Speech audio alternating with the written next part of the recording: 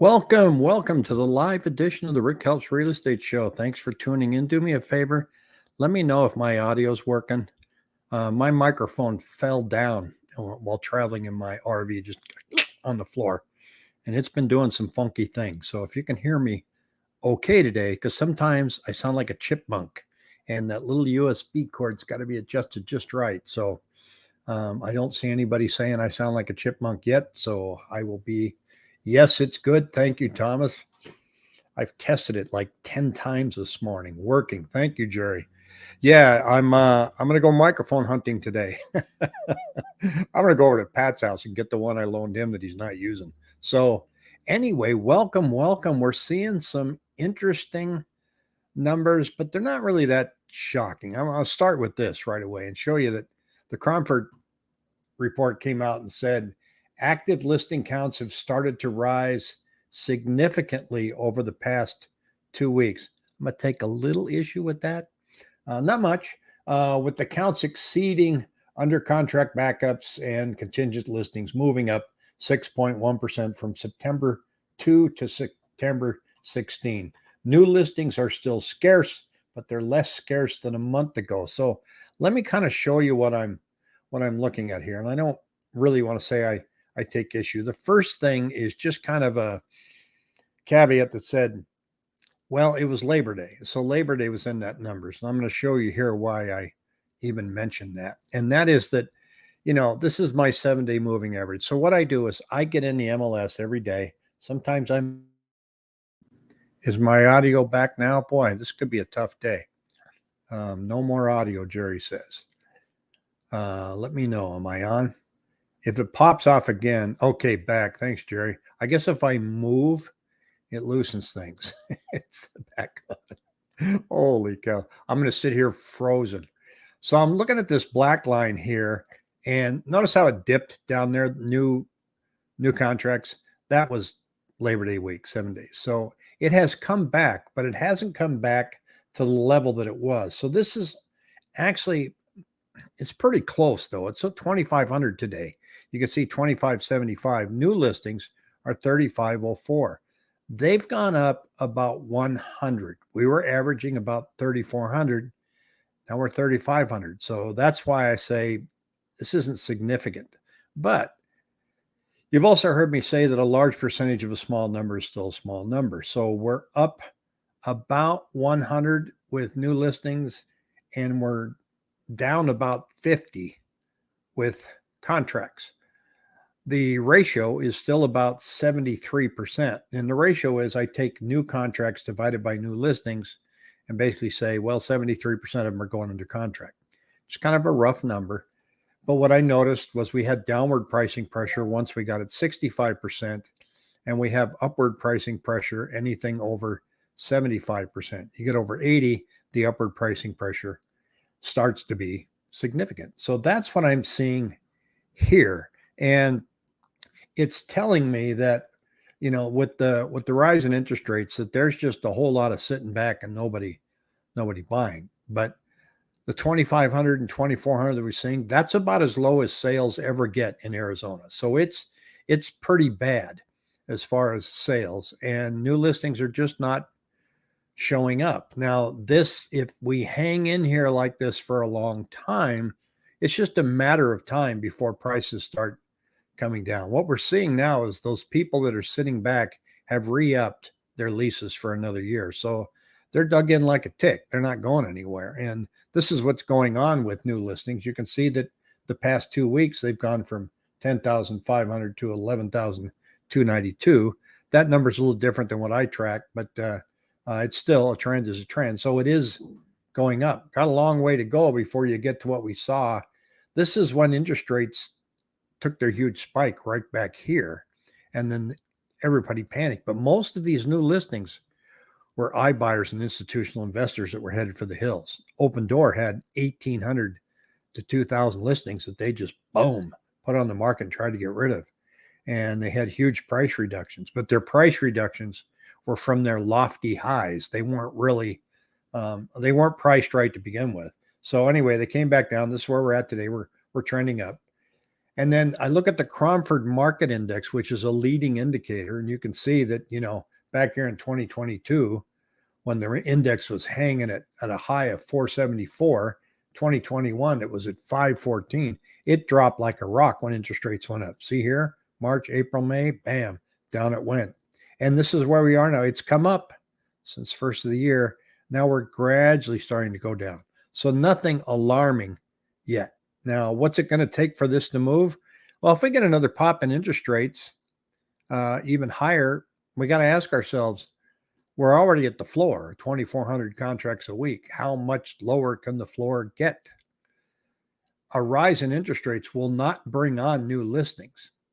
I think, from what I'm seeing here, it's possible that we're going to be inching up in total listings available, not because more new listings are coming on, but because the gap is widening a little bit. In other words, we're going to go down maybe 100 in new contracts and maybe up 100 or 50 in new listings just because of the time of year that we're going to be seeing in January.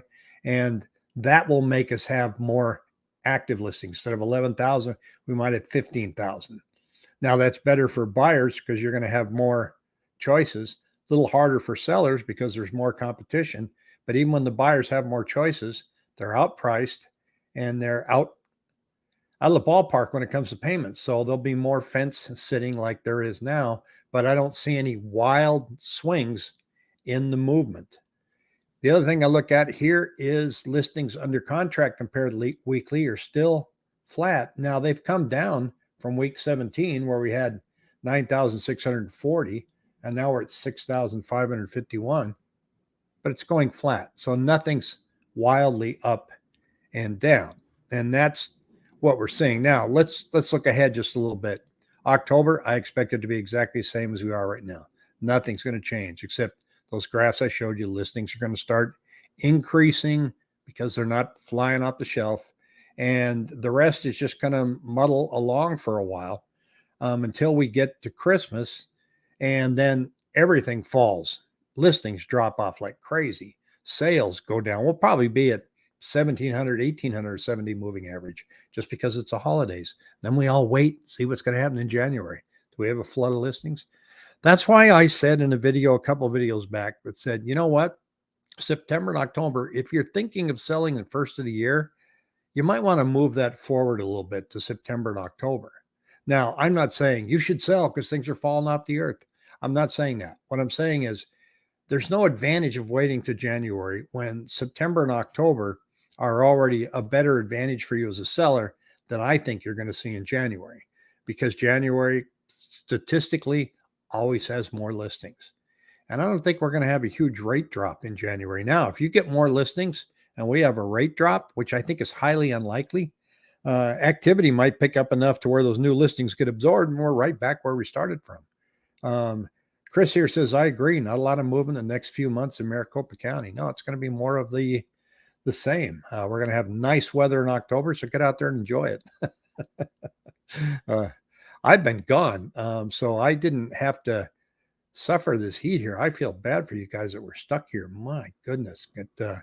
I was crying and whining, had to wear, I used my heater in my RV more than I ever thought I would. I'd wake up and it was 58 degrees in that thing.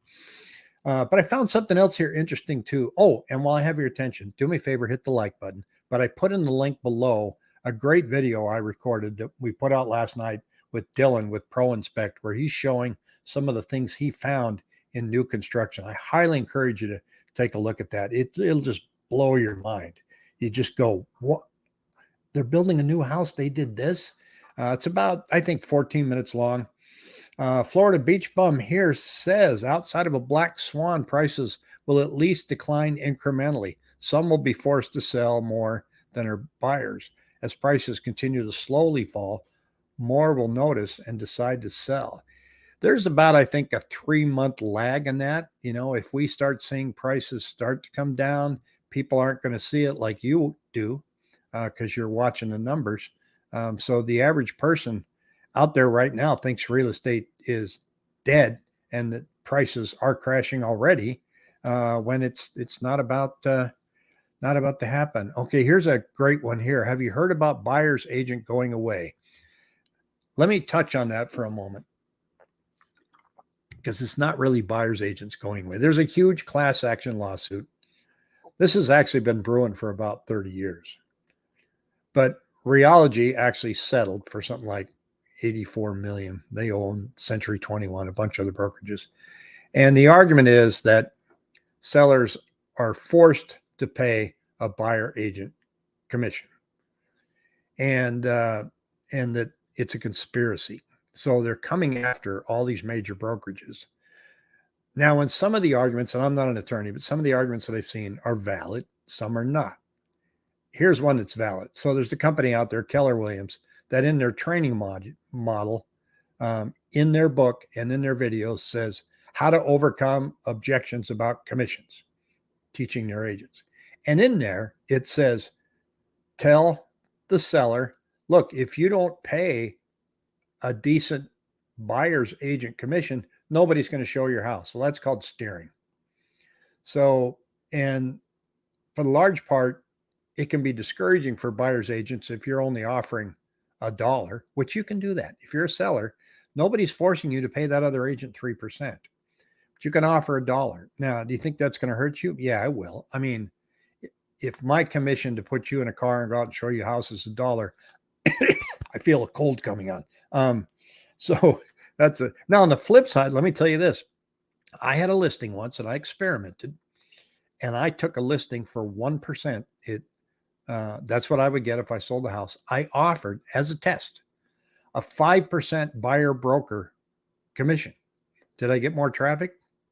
No, not at all.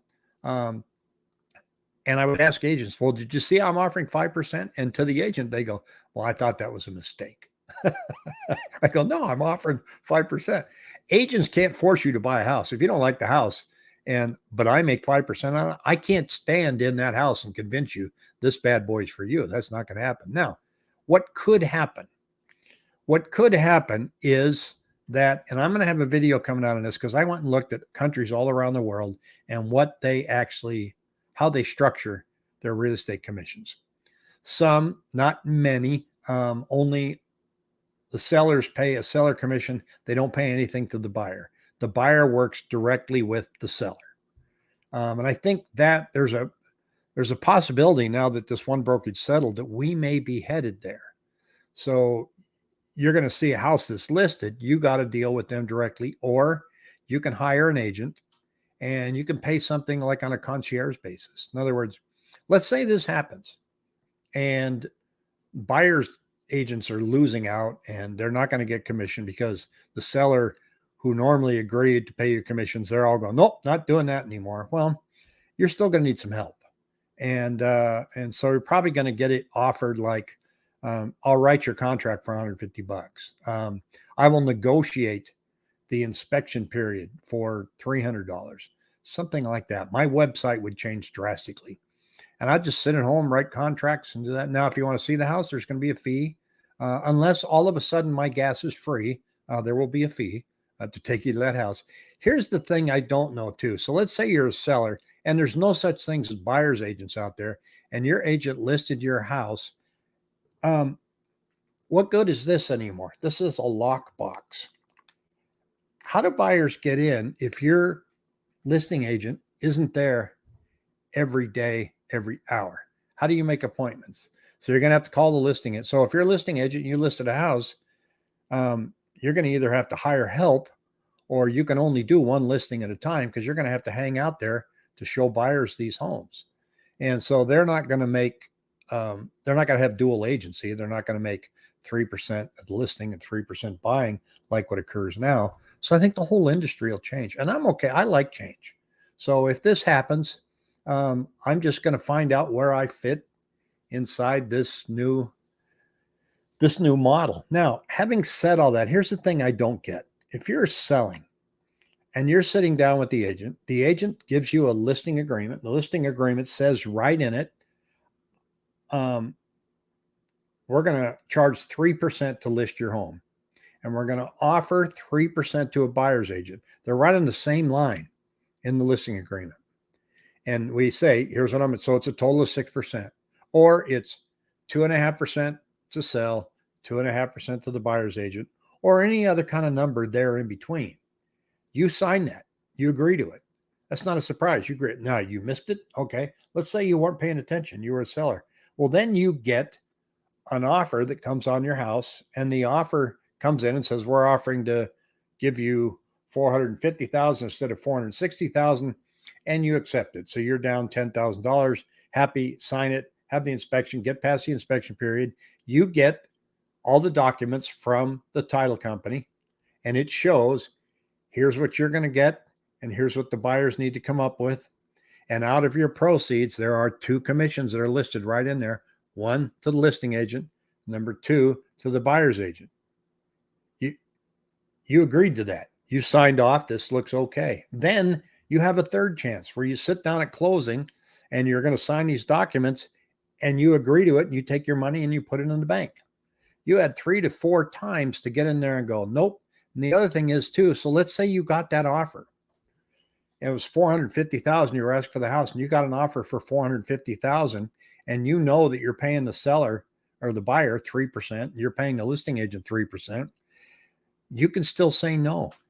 You don't have to accept any offer that comes in, even if it's at your asking price. It comes in at 450,000. You can say, I've changed my mind. I'm out. And you can say, I started thinking about it. I don't really think I need to pay that 3%. So the industry is probably braced for change. But the other thing, it's going to trial next month.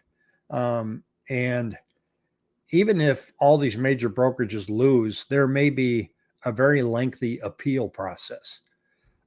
Depending on the ruling, some brokerages may just close their doors. Screw it. I don't have $2 billion. I'm out. So we're watching it closely. It doesn't shake me up. I don't worry about it. Like I say, if it changes, look, if I'm an agent that's just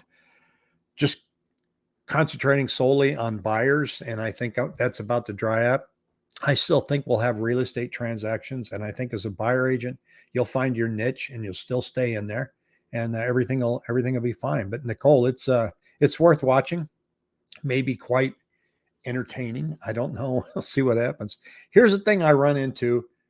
This is real estate taxes nationally. It's like right now, Arizona 0.6, Texas 1.7. The leader of the pack in real estate taxes is good old New Jersey with 2.2%, and Washington State 0.9. What's also in here, not in here too, is when you sell, there are certain transaction taxes that are out there. I know in my home state of Washington, I think it's like almost 2%, depending on the price of the home. So while you're worried about the buyer commission, you still got to pay the government. So that's very interesting. And lastly, bumped into this morning. There is a trend in this company in Utah is building indoor pickleball courts. And there's a lot of malls that are being converted to pickleball courts. But here's my question in here. When I'm looking at the orientation of this pickleball court, there's a pickleball court here, and then you go back here, and there's another one. If this guy smacks it over here and this guy misses it, doesn't it end up on the other court? Why don't they have the pickleball courts going this way? Just an observation.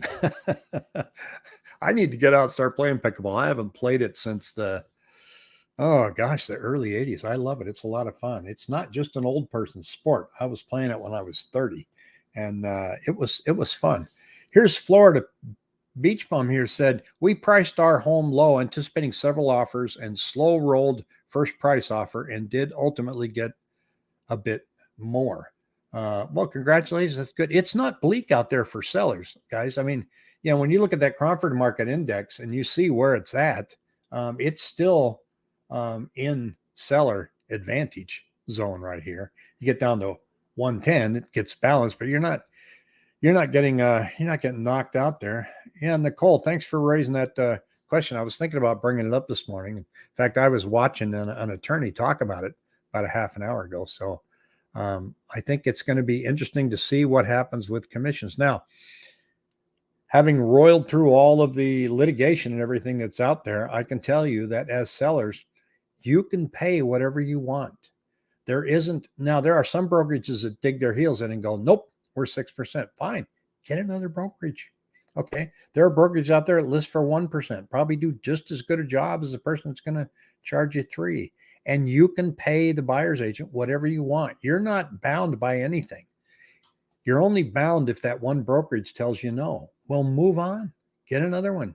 There's plenty of brokerages out there. If you don't like the commission, and most people, it kills me that people say that they were surprised by the commission, because every listing appointment I go on, guess what the first question that comes out of your mouth is?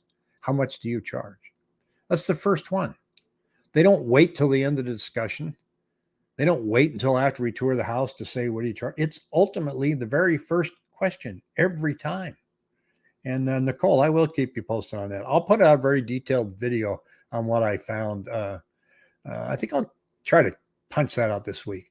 And what I do is I want to look and say, what would the world look like if this model changed? I don't really want to debate, well, is this lawsuit sound? Is it right? Is it wrong? Let's say the plaintiffs win and real estate gets hammered. What's it look like? Because I mean, look, we're not popular people.